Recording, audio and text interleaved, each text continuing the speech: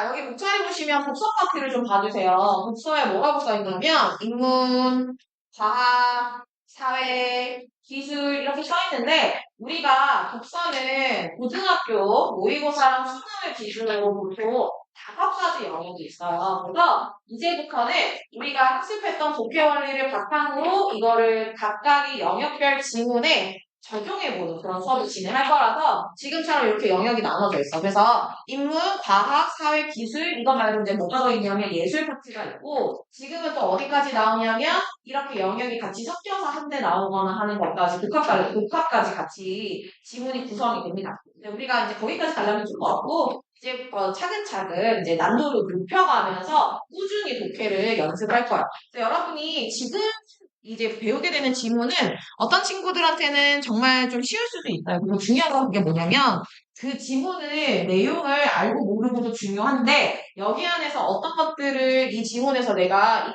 이내어서 다음에 다른 지문에도 적용해 볼 수 있을까? 이걸 이제 학습하는 거라서 여러분 평소에 선생님 이제 받으는 건 다 해보잖아요. 선생님이랑 열심히 수업 중에는 필기를 다 열심히 다 해놔. 근데 집에 가서 풀 때는 그냥 문으로만 풀어. 그래가지고 지문이랑 이거에 아무 흔적이 없어. 그렇게 푸시는 안 되고 집에서도 중심 화제 찾고 중심 내용 찾고 계속 연습을 해야 돼요. 그래야지 여러분이 긴 글도 익숙하게 읽을 수가 있어요. 그래서 일단 오늘은 인문 파트 한번 들어가 볼 겁니다. 인문은 우리 사람과 관련된 그러니까 모든 영역이 다 그렇긴 하지만 특히 우리 사람의 삶과 관련된 여러 가지 그 학문들이 여기 포함되어 있어요. 근데 여러분이 나중에 배우다 보면은 어려워하는 게 이제 철학 파트인데 그것들을 차근차근 난도를 높여가다 보면 배경 지식을 남들보다 훨씬 더 많이 가지고 또 접할 수 있어서 아마 다른 친구들보다 훨씬 잘 읽어내실 수 있을 거예요. 자, 그러면 이제 문화는 좀 넘기시고요. 비문화 파트로 들어가서 수업 중에 선생님이랑 최대한 해보고 그리고 이제 과제로도 여러분 스스로 할 때 쌤 얘기했어요. 눈으로만 읽지 말고 좀 해보자고. 네, 그렇게 한번 해봅시다. 자, 오늘은 재밌는 얘기네요. 면에 담긴 세계사. 선생님도 면 요리를 굉장히 좋아하는데 재료도 많고 종류도 많고 자, 이 면에 보면은 세계 역사를 알 수 있다고 자, 제목을 여러분이 일단 해보니까 어떤 내용을 다룰 건지는 좀 알 것 같긴 해. 자, 그래도 내용을 읽어봐야 하니까 읽으면서 정리할 거고요. 왼쪽에 알아야 되는데 여러분 어려워하면 지원 설명되어 있습니다. 네, 확인하실 거고요. 페이지는 어디로 와야 되냐면 36쪽입니다. 네, 그래서 지금부터는 여러분 36페이지에서 37페이지까지가 한 세트예요. 여기까지를 읽고 문제까지 풀어볼 건데 쌤이 이랬지 풀어 제끼는 게 아니고 충분히 생각하고 질문에 표시를 남겨주세요. 쌤은 질문을 할 겁니다. 알겠죠? 자, 그래서 일단은 여기까지 시간 4분 30초 드릴 거고요. 충분히 읽으실 수 있는 시간입니다. 네, 정답률도 최대한 좀 높여봅시다. 시작할게요. 자, 읽고 문제 푸는 것까지 갑니다. 시작.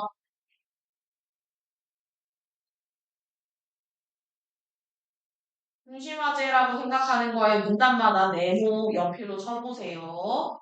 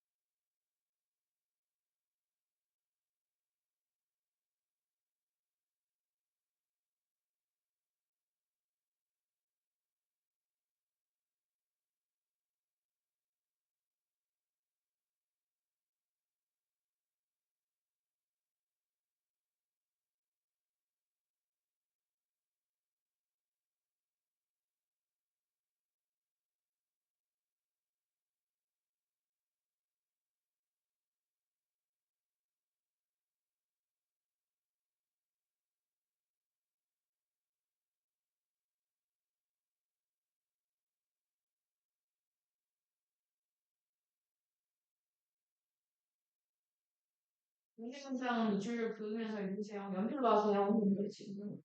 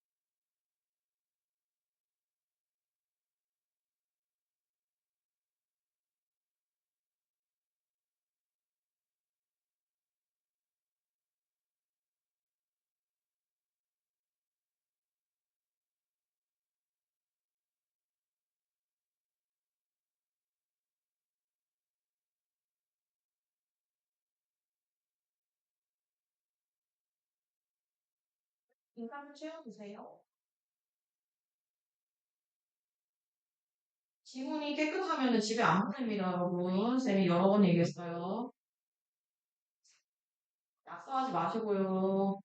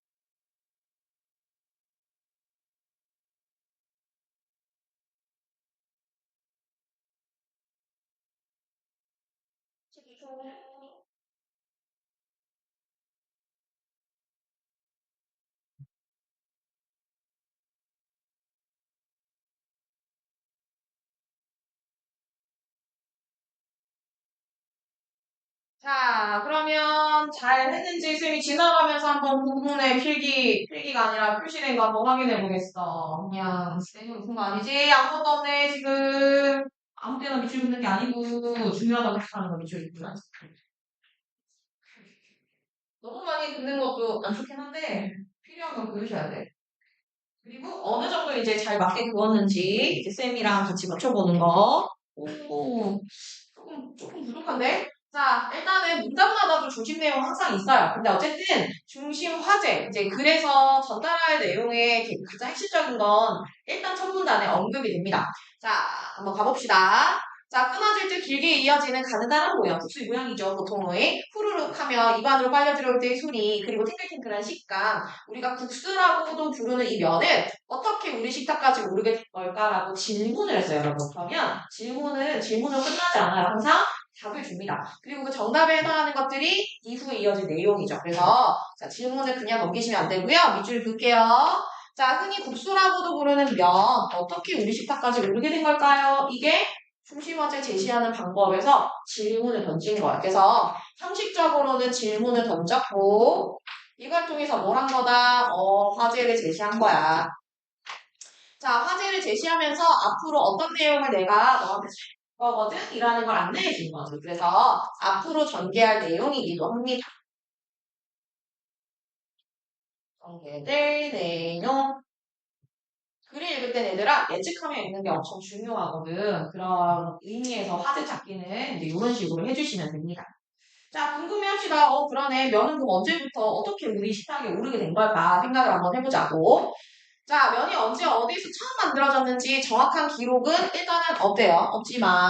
그치만 뭔가 우리가 그 기원을 짐작할 만한 요소가 있다는 거 아닐까, 뒷내용은? 왜냐면 만자로 연결하면 앞뒤가 상반이잖아. 그치? 자, 그런 기록은 없지만, 고고학자들, 자, 이런 것들, 이제 무언가 역사나 이런 걸 막 연구하는 그런 사람들이잖아. 그 사람들이 말하기를, 그러니까 국수, 면의 기원은 아마 밀을 재배랑 관련이 깊을 거라고 생각한대. 그럼 일단은 면이라고 하는 게 어떻게 해서 만들어졌을까의 기원을 따져보니까 밑줄 여기 그어볼까? 아마도 밀의 재배랑 관련은 깊을 거야. 자, 왜 그렇게 판단할 수 있었냐면 바로 뒤에 보세요. 다른 곡물들도 진짜 많은데 그것들에 비해 자 얘들아 여기 바로 한번 쳐볼까? 자, 뭐뭐에 비해라는 말을 쓰면은 우리 배웠던 설명 방법 중에 뭘 쓰겠다는 걸까요? 비교. 그리고 거기에 비해 뭐 하나라는 내용은 실제로 차이를 나타낼 거기 때문에 그 중에서 뭘까? 아마 대조. 그치. 차이점이 나타나지 않을까? 다른 곡물들은 안 갖고 있는데 밀이 갖고 있는 특성이 있어. 그게 뭐냐면 반죽을 좀 탄력 있게 만들어주는 글루텐이라는 게 풍부해서 그래서 국수를 만들기 쉬웠을 것이기 때문이래. 자, 얘들아. 그러면 이거 앞뒤 문장 관계를 좀 따져볼까? 여기서 끊어서 갑시다. 자, 고고학자들이 그 기원을 이 미리 재배에서부터 찾는 이유가 여기 나와 있었죠. 자, 여러분, 요렇게 두 문장은 서로 무슨 관계로 연결된 걸까? 원인과 결과. 그럼 줄여주세요. 그렇지. 됐죠. 인과를 여기서 찾아내시면 됩니다. 자, 아무튼 간에 이렇게 우리가 미리 재배와 연관이 깊다고 보기 때문에 바로 뒤에 표지 보세요. 따라서 어느 정도 이제 기원은 좀 네, 답을 구할 수 있을 것 같습니다. 밑줄 그어볼게요. 기원전 7,000년 무렵부터 아마 미리 재배되기 시작했을 테니 거기 메소포타미아 문명 들어보셨죠? 거기서부터 국수가 탄생해서 추측. 그러니까 추측을 할 수밖에 없는 이유는 기록이 안 남아있으니까 그럴 것이다 생각을 하는 거지. 그렇군. 그러면 이제 일단은 기원에 대한 거는 좀 살펴봤습니다. 됐죠? 기원 체크했고요. 자, 그럼 두 번째. 그리고 나서 이후 이렇게 미리 재배되면서 국수라는 게 이제 탄생을 했을 때고 이후에는 뭐가 국수를 만든 기술이 쭉 전파가 됩니다. 뭐와 함께? 밀과 함께 쭉 전파가 돼요. 자, 그럼 여기 키워드 체크하셨나요? 국수를 만드는 기술. 자, 얘는 밀과 함께 어디를 갔어? 체크 좀 해볼까? 발칸 반도를 거쳐서요. 유럽으로 건너서 실크로드 지나서 중국까지 갔대. 얘들아, 이거는 다 뭐게 얘기한 거야? 발칸 반도부터 중국까지 갔다는 거 아니야?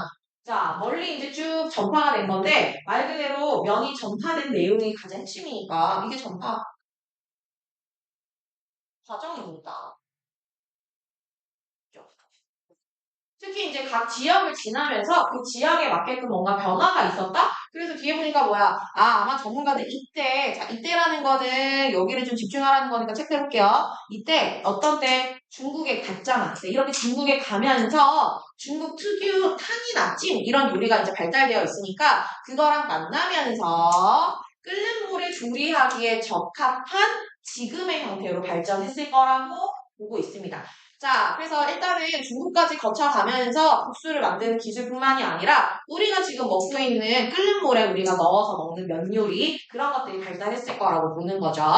자, 그게 1400년 전에 위진 남북조 중국이잖아, 얘들아. 중국의 저 시대에 쓰인 재민요술이라는 그 책을 보면 국수라는 거에 대해서 이렇게 기록이 있대요. 그래서 기록이 나타나기 시작한 것은 실제로 1400년 전을 들어가면은 나타나는구나라는 걸 알 수 있습니다.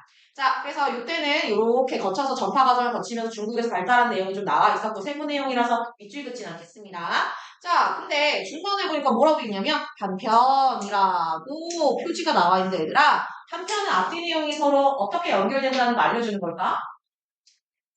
한편이란 말이 있으면 얘들아 계속 했던 얘기가 쭉 이어서 연결되는 거야? 반대되는 말이 나오는 거야? 좀 화제가 전환되는 거야? 맞아. 그래서 얘는 대표적인 전환의 표지예요. 자, 지금까지는 밀로 만든 이 국수 요리가 어떤 식으로 좀 더 발전해왔고 형태를 바꿔왔는가가 좀 나와 있었다면 똑같은 중국이지만 이번에는 중국 남부에서는 또 어때? 밀 대신 주요 경작물이 쌀이었대. 그래서 쌀을 통해서 쌀을 가지고 국수 만드는 법이 개발이 됐다는 거지. 그러면은 위에까지는 주로 밀이었는데 이제는 밀이 아닌 쌀이 이용한 국수. 그게 뭐겠어요, 얘들아? 쌀국수야. 그래서 그 쌀국수가 베트남, 태국과 같은 동남아시아 지역으로도 전파가 된 거지. 그럼 얘들아 시작점은 뭐였어? 중국 남부에서부터 시작해가지고 어디까지? 동남아시아 지역까지 전파가 된 거야. 무엇이 쌀국수다. 쌀국수. 위에까지는 밀로만. 됐죠? 자, 그래서 보시는 것처럼 각 지역마다 주요 경작물이 다르니까 그거에 따라 국수도 좀 변했네. 그래서 여기서 우리가 알 수 있는 거는 이제 조금 그 지역의 특성이 반영됐구나라는 걸 이제 알 수가 있어요. 자, 재미있는 점 한번 가볼까요? 재미있는 점은 중국과 히말라야 산맥으로 딱 이렇게 반으로 좀 쪼개져 있는 그 가로막힌 인도를 가면 인도는 특이해요. 뭐가 없대요? 국수 문화가 없다는 거예요. 자, 그래서 이 국수 문화가 없는 이 사실을 통해서 알 수 있는 거. 자, 국수가 지금까지 어떻게 전파됐는지 경로를 우리가 살펴봤는데 이 국수의 전파 경로는 그냥 국수만 전달되는 게 의미가 있는 게 아니고 문명이 접촉하거나 교육한 흔적과 경로랑 일치하는구나. 얘들아, 옛날 사람들 히말라야 산맥을 넘을 수 있었을까 없었을까? 못 넘죠. 그러니까 딱 거기가 자연스럽게 자연으로의 경계선이 생긴 거야. 거기를 넘나들지 못하니까 중국의 이 바로 옆에, 인도 바로 옆에 있는 지역에서는 국수 문화가 발달되었는데 인도까지는 전해지지 않은 거라는 거지. 무슨 얘기인지 알겠지?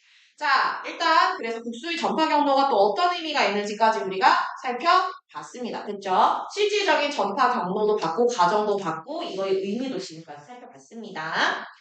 자, 우리나라로 한번 가볼까요, 그러면? 자, 우리나라의 국수가 전파된 것으로 좀 들어가 볼게요. 고려시대 정도로 추정이 된대요. 왜 그걸 추정하냐면 면이라는 글자가 처음 등장한 게 고려시대부터라고 합니다. 기록에 남아있겠죠. 그래서 역사책인 고려사를 보면 이 국수를 만들어서 우리가 팔았다라는 기록이 남겨져 있다고 해요. 자, 그러면 여러분 이거는 이제 위에서도 그렇고 밑에서도 그렇고 어때요? 책에 나와있던 기록을 그대로 따와가지고 내 글에 썼죠? 그럼 이것도 일종의 뭐라고 볼 수 있어요?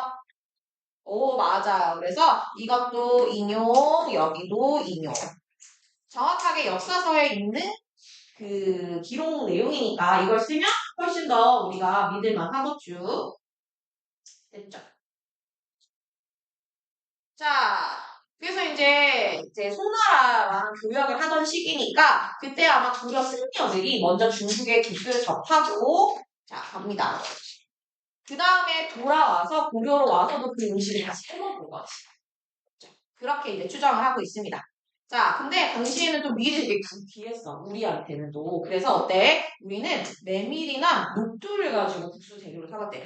얘들아, 쌀국수도 있지만 우리한테는 뭐야? 메밀이나 녹두가 또 대표적인 우리의 곡물이었기 때문에 이걸로 또 국수를 만드는 시도를 한 거야. 아, 그러니까 지역에 따라 경작물에 따라 국수 종류가 달라지는구나라는 걸 알 수가 있는 거지. 자, 그래서 메밀이 특히 많이 생산되는 북쪽 지방 가면은 그 메밀가루 뭐 만들어요, 여러분? 냉면 같은 거 만들잖아요. 네, 그런 요리가 발달했다라는 겁니다. 그래서 이 두 개를 묶어보면 국수의 전파 경로와 그 지역의 경작물이 반영된 국수의 종류들이 좀 달라졌구나라는 걸 확인을 했습니다.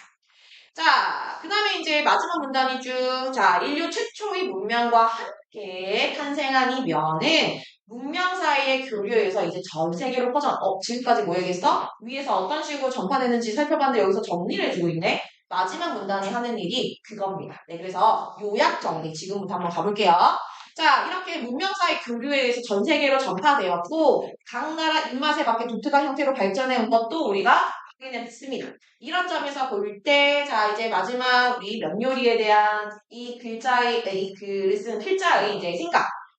오늘날 우리가 즐기는 이 면 요리는 동양, 서양 문명의 작품이라고 말할 수 있다. 왜? 요거를 잘 보여주니까. 이렇게 정리하면 되겠습니다.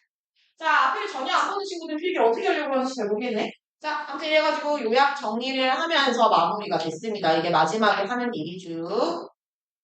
자, 그러면 이제 이거를 도식화한 요 아래쪽 구조도 나중에 여러분이 스스로 머릿속에 이 구조도를 그릴 수 있어야 되거든요. 한번 가볼게요. 자, 채운 거 한번 얘기해보세요. 첫 번째, 자, 면의 뭐에 대해서 한번 추측을 해봤어. 맞아. 어디부터 시작했지? 기원에서 추측을 한번 해봤어. 자, 그 다음에 두 번째는 뭘 쭉 봤어? 면이 어떤 식으로 전파되는지를 쫙 봤지. 그리고 특징도 살펴봤어. 특히 그 특징 안에서는 그 주요 경작물에 따라 이제 국수 종류가 달라진다는 것도 살펴봤다. 우리나라도 살펴봤어요. 그래서 이 마지막은 뭐라고 이제 중요한 데 각? 나라에 맞게 면이 발전됐구나. 생각해보니까 얘들아, 막 이탈리아 이런 데서 국수 먹잖아. 그렇지? 우리는 뭐 국수 종류가 워낙 다양하긴 한데 아무튼 간에 지역마다 다르니까. 또 일본 같은 데 가면은 또 거기는 똑같은 거 좋아하잖아. 그래서 이게 나라마다 좀 다르긴 한 것 같아. 자, 이제 지문을 잘 정리해봤는데 이제 중요한 건 이제 문제를 잘 풀었는지. 자, 여러분, 이 보세요. 오른쪽에 보시면 이 문제들의 각각의 유형이 적혀 있는데 여기 중에서 이런 세부 내용 파악하기 같은 게 뭐냐면 여러분이 배웠던 좀 적어볼게요. 사실적 읽기를 하는지 물어본 거거든. 이걸 못하잖아. 큰일입니다. 네. 내용을 읽고 내용 파악을 못했다는 뜻이기 때문에 이런 문제를 틀리면은 자기가 독해를 지금 잘못하고 있다는 뜻이야. 자, 두 번째 갑니다. 이유 추론하기 보이시나요? 자, 사실적 읽기가 잘 되면 할 수 있는 거. 추론적 읽기 한 거야. 여러분이 독해 원리를 괜히 배운 게 아니라는 걸 쌤이 말하는 거예요. 문제 유형 자체가 이런 식으로 좀 분류가 되어 있거든요. 그래서 네, 잘 해결했는지 같이 한번 붙여볼 거고 1, 2번에서 틀리면은 좀 속상하다 네, 생각하시면 됩니다. 자, 가볼게요. 1번에 적절하지 않은 거 몇 번 했어요? 정답은 3번. 자, 3번에서 어디를 고쳐야 될까요? 반대죠, 순서가. 그죠? 중국에서 시작해서 동남아시아로 갔겠죠. 네. 자, 2번 갑니다. 우리 기억의 이유. 아까 인도까지 그 국수 문화가 전파되지 않았다 했잖아. 네, 그거의 이유로 적절한 거보다 이 히말라야 산맥이 있기 때문에 다른 지역과 좀 교류가 어려웠어. 자, 그 다음에 이제 중심 내용 요약하기. 여러분 이거 별표입니다. 이게 왜 별표냐면요. 이게 요약하기가 여러분이 잘 되는 게 중심 내용을 잘 파악했다는 거라 가지고 나중에 요약하기 단원이 딱 있어요. 네, 그때도 여러분이 잘 해주셔야 되는데 일단 첫 번째. 자, 문명과 문명 사이에 자, 적절하면 뭐 넣으면 될까? 교류도 괜찮고요. 네, 혹은 접촉도 괜찮습니다. 이거에 의해 전 세계로 전파된 면은 각 나라의 상황에 맞게 어떤 형태로 독특함도 괜찮고요. 변경, 변경. 변경한 형태는 좀 약간 어색하잖아요. 다양한 형태일 때 괜찮지 않을까요? 네, 여러분 또 있나요? 괜찮아. 요 안에서 정리해 주시면 될 것 같습니다. 자, 그 다음에 어휘 확인하기는 이거는 진짜 왜 그런지 모르겠지만 이런 문제 나오면 이것도 은근히 틀리더라고. 그래서 이거는 하나씩 이제 체크해 볼게요. 1번 가까이 대하고 사귀다. 전파, 접촉. 네. 자, 문화나 사상 등이 통하다. 교류. 일이나 조건 따에 딱 맞다. 적합하다. 나중에 이런 게 객관식으로 구성돼서 나오는 거예요. 다 맞은 사람. 잘했습니다. 자, 이번에는 두 번째 질문을 바고 합니다. 이거는 배경 지식이 딱 너무 어려운 글이에요. 그래서 정말 읽으면 좀 왜요? 네, 그 개념이 진짜 그게 많아가지고. 자, 마찬가지로 이거 4분 찍찍 이거고요. 아무데나 밑줄 찍찍 붙지 않기로 했습니다. 네, 중요하다고 생각하는 거 읽어주세요. 시작할게요.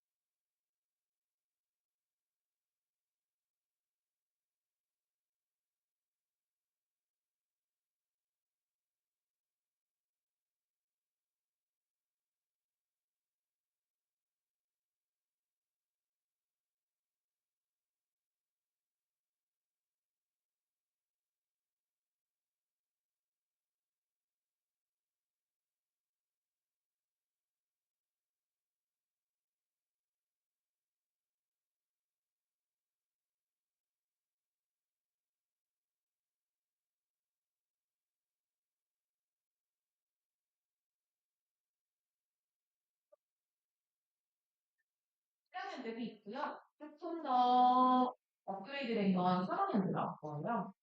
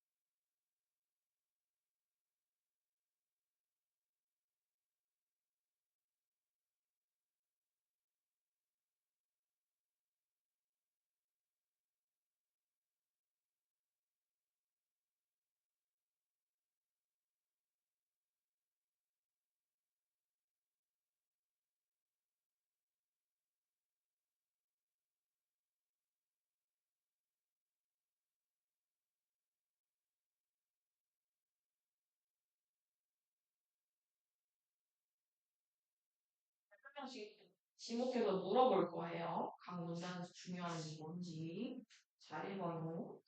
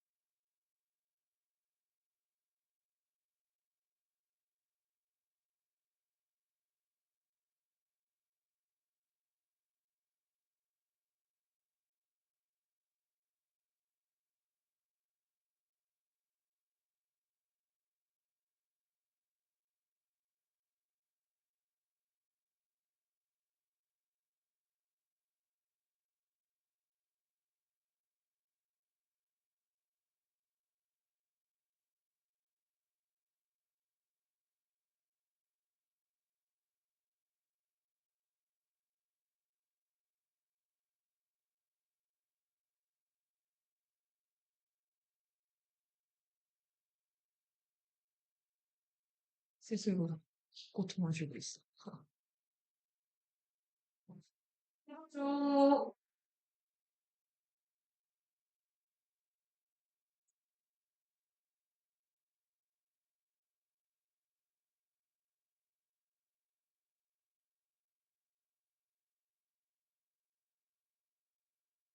네, 자, 한번 들어볼까요? 네, 굉장히 글이 깔끔합니다. 네, 그리고 아까 얘기했던 것처럼 토론에 있어서 중요한 내용이 너무 잘 나와 있어가지고 그거를 아는 측면에서도 되게 좋은 글이었어요.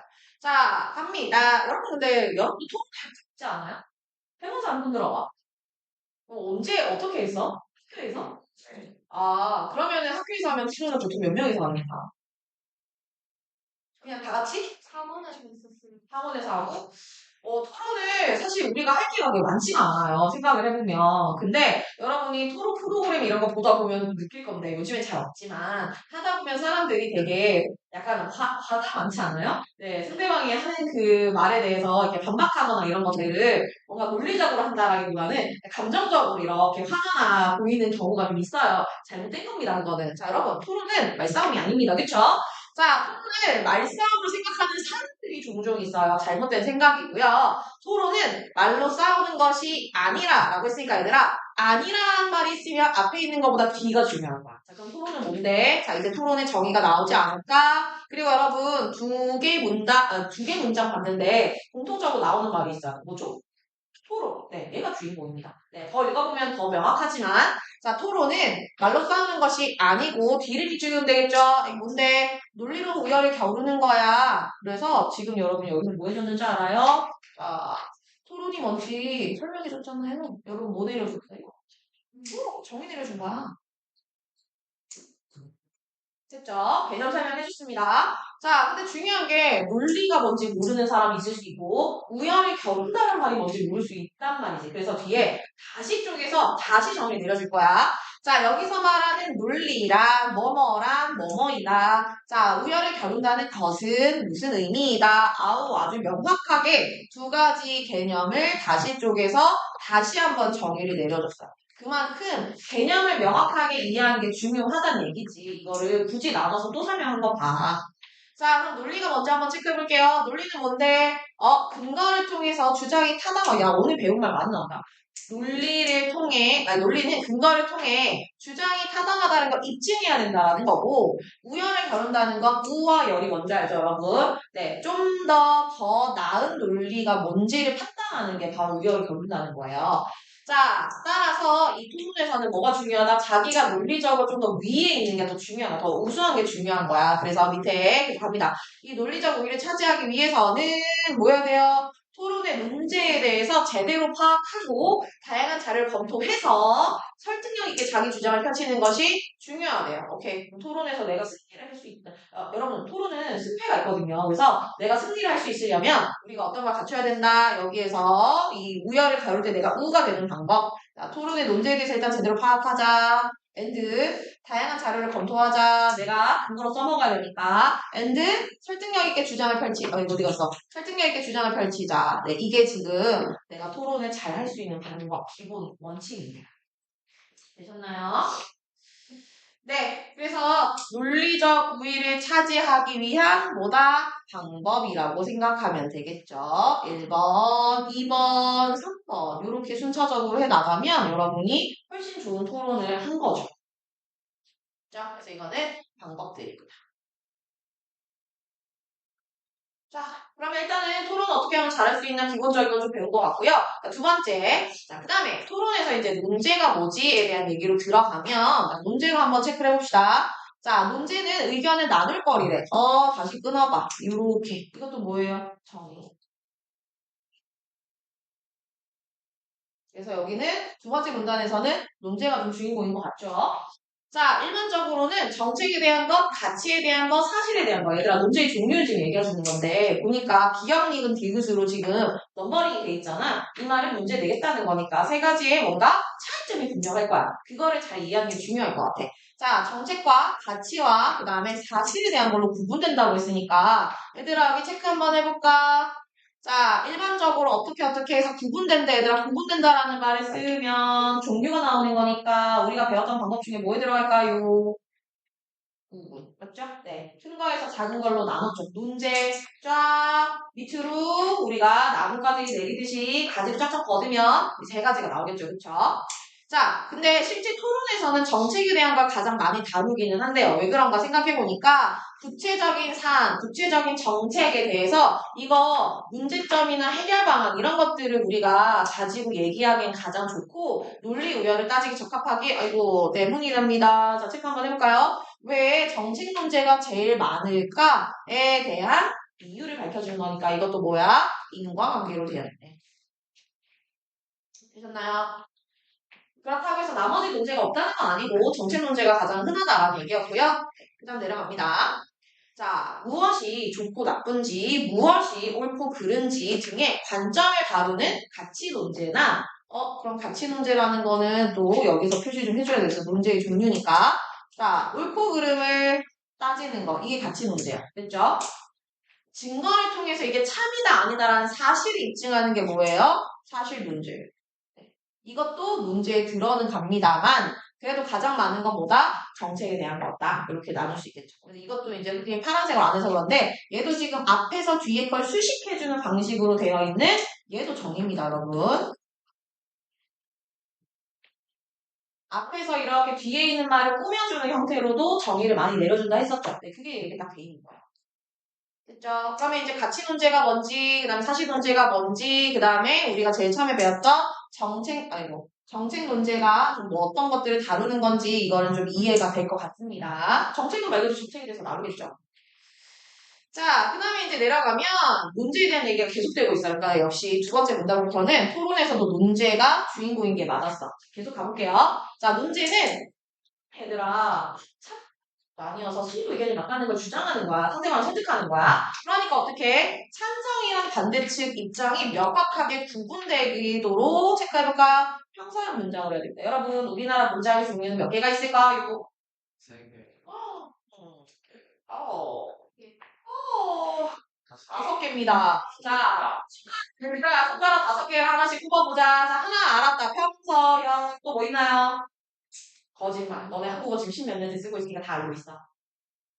물어봐. 뭐가 되겠어? 질문이요. 질문형이요? 색다르네요. 의문형. 그다음 또 있어요. 대답형. 단답형. 야, 답이 많이 나오네. 자, 시켜. 명령형. 야, 시키지 말고 뭐 구체하자. 청유형.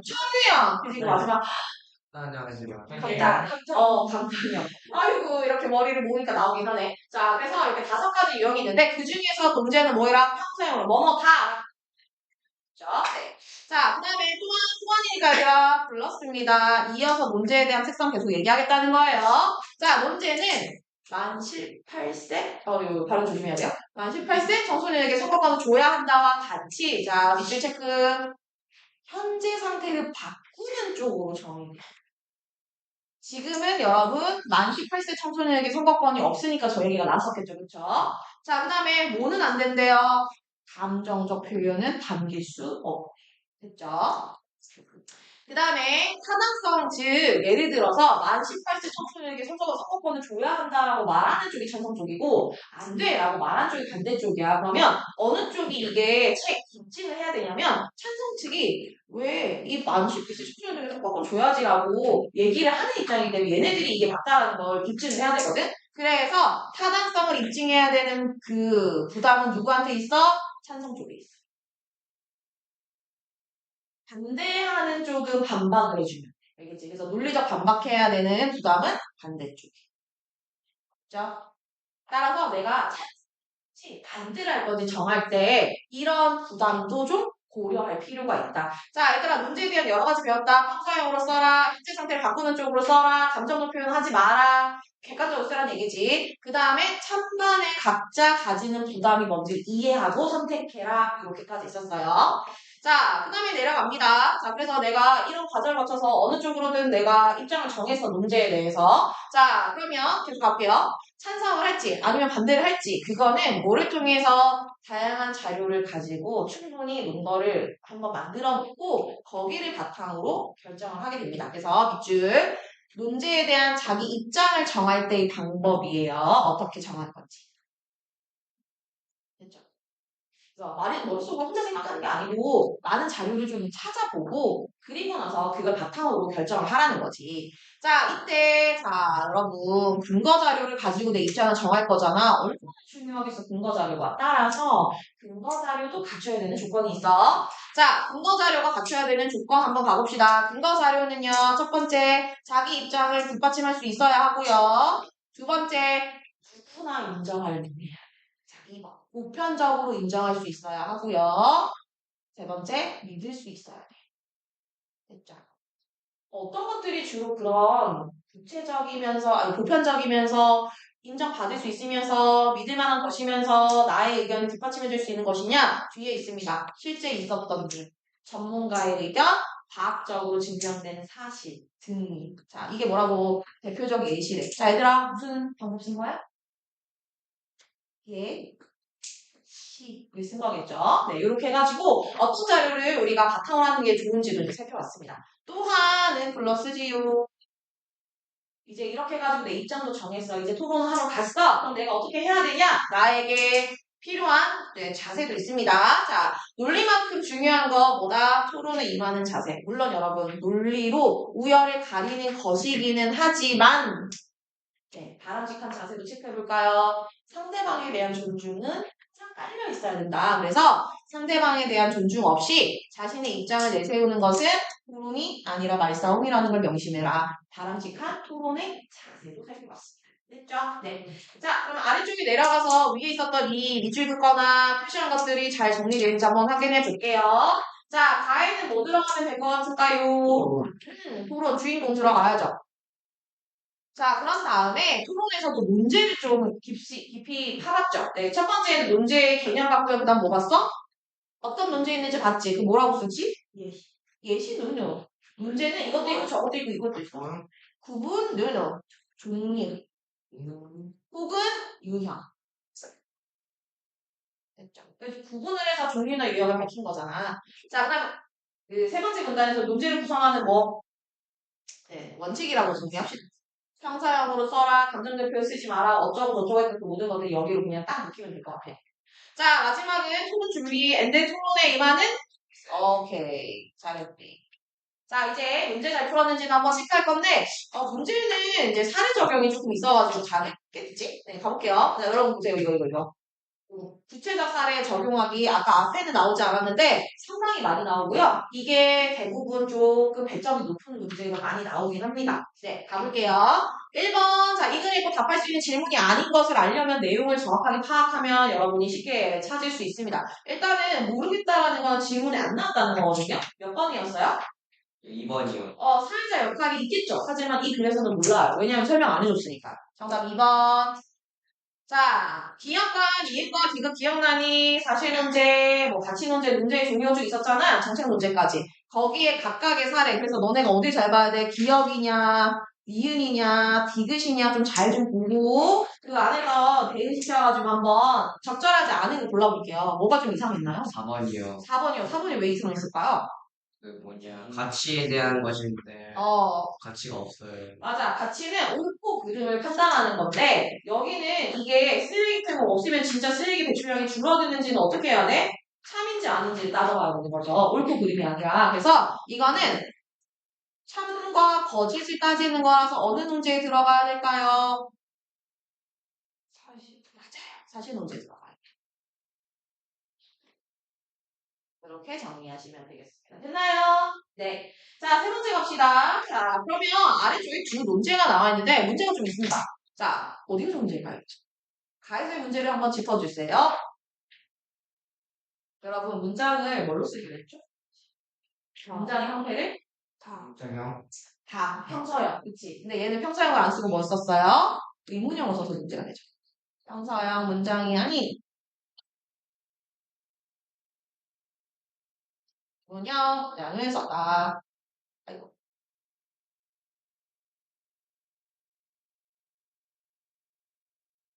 네, 이게 일단 첫 번째 문제입니다. 가에서 우리가 확인할 수 있는 문제입니다. 자, 그다음 두 번째는요.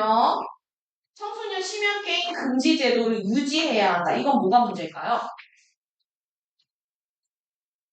유지해야 한다. 이게 문제인데요. 우리가 아까 문제에서의 특징 중에 현재의 상황을 어떻게 바꾸는 쪽으로 써야 된다고 했죠. 그거를 얘가 충족하지 못한 거야. 그래서 현재의 상황을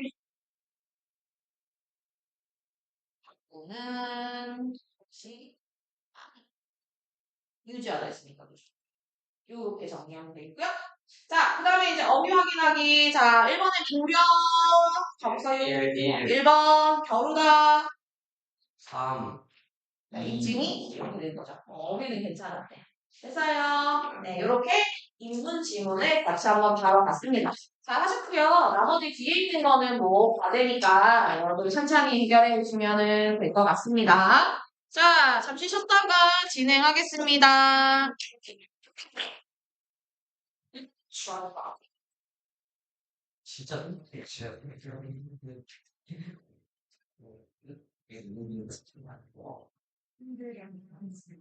문제가 없는데 이게 5천 원은 안 보여요.